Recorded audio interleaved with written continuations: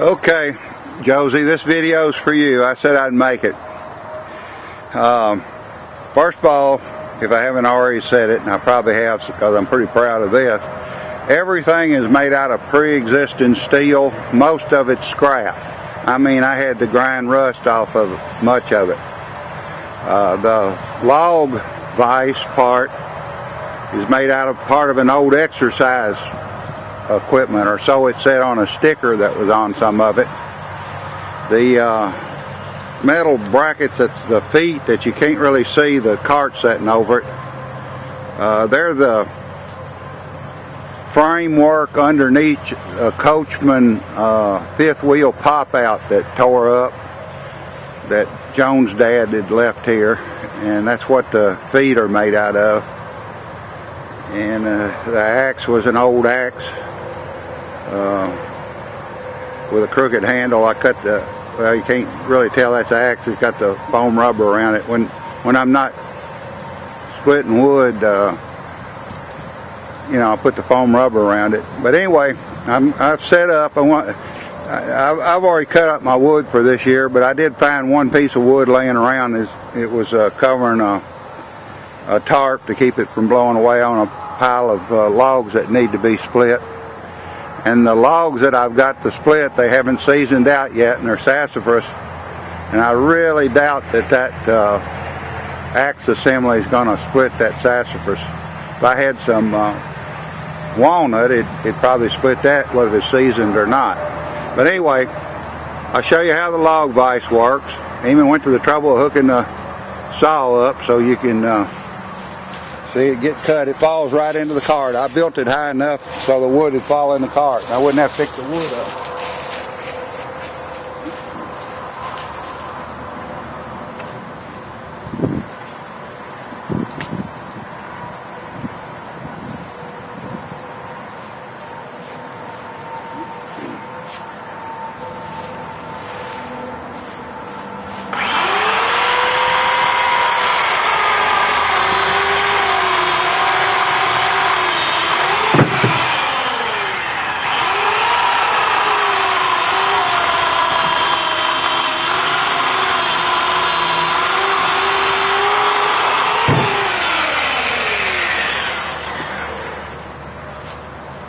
That's how the log vise works, and it works good.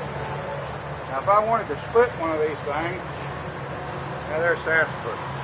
Let me see if I can find something different to split. Now I'll move the camcorder. Okay. I didn't find anything big enough that really needs splitting, but found a piece I think probably walnut. This ought to split rather easily. Would have been nice that I cut it square, but I didn't. I may just stick it and then split it. And it didn't stick.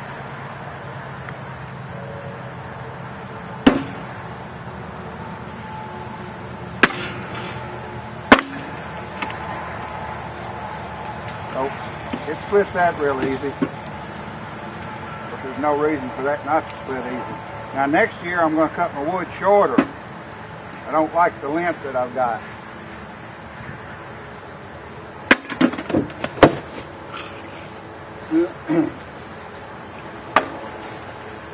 I don't like putting it in the stove, so that'll make it easier to split too.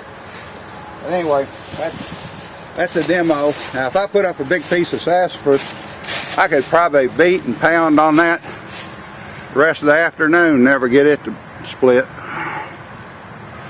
The next tree I take down, by the way, is going to be a walnut tree. So that stuff will split easy. I probably won't even have to let it season. That's a piece of sassafras, and it did split. It still hadn't seasoned out. It don't have very many cracks in it, or little tiny cracks in it. And what was I going to say? Oh yeah, it's also cut at angles. See, when I cut this wood, I didn't know that I was going to buy a wood stove and be doing all this. This wood was originally intended just to go on the burn pile. So next year, not only will I take the time to cut it square and where it'll sit on a table like that. It looks like a leaning tower of Pisa in this direction. Here, see? So it's pretty crooked.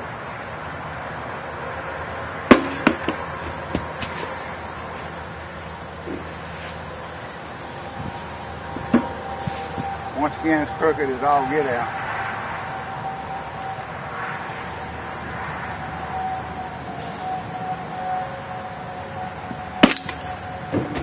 However, it seems to be splitting pretty easy.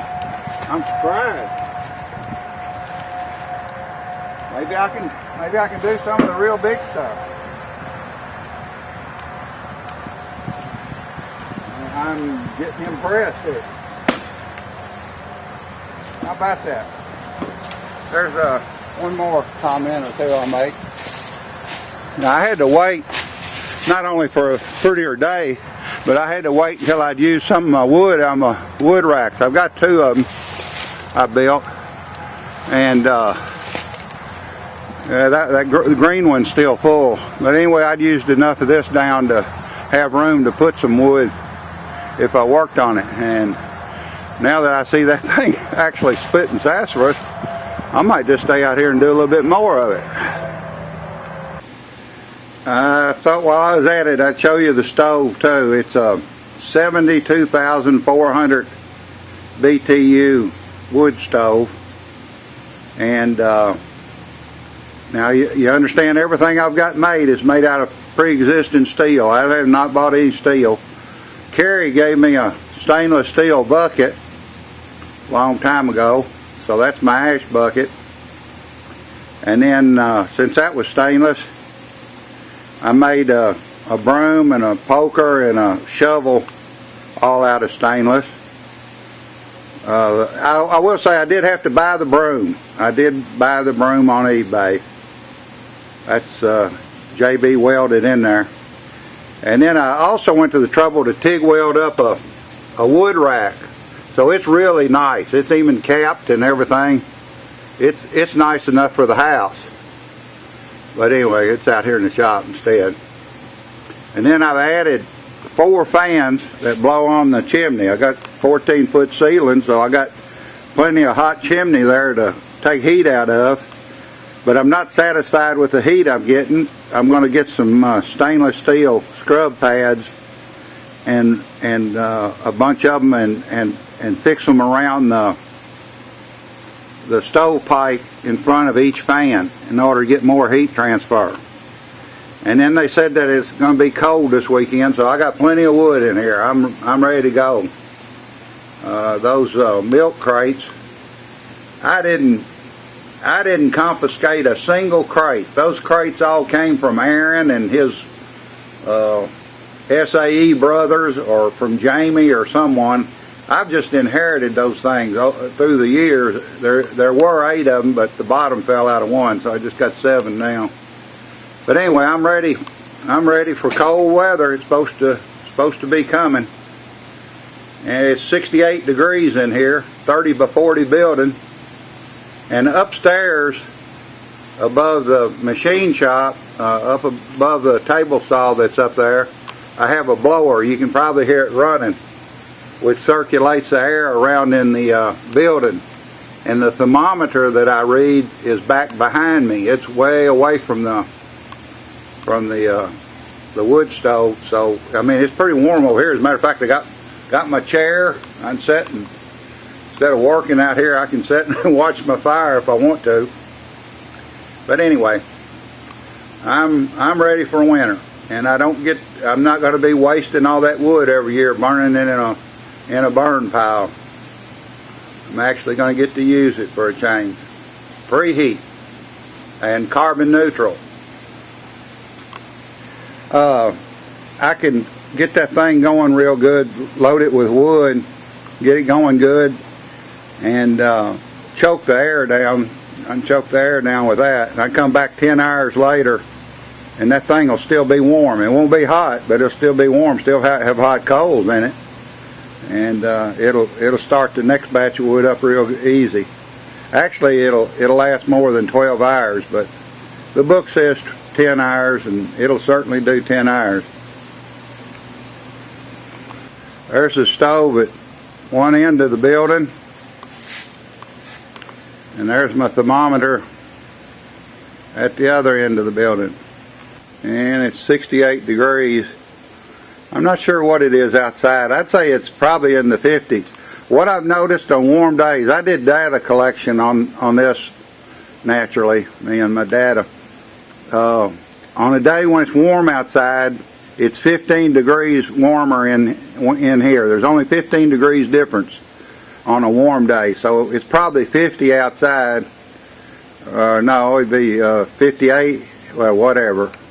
53. It'd be 53 outside if it's 68 in here. And on a cold night, when it got really, really cold, the difference was 27 degrees. It's 27 degrees warmer inside than it was outside. I don't do math in my head very well, but it got down to 52 degrees in here. And then the thermometer in the machine shop, I've not seen it below 65. Of course, I keep the door shut, and there's a dehumidifier and a fan that run in there. So if I keep the big building, what I've been able to keep it temperature-wise so far, I'll never have to turn electric heater on this winter in the machine shop.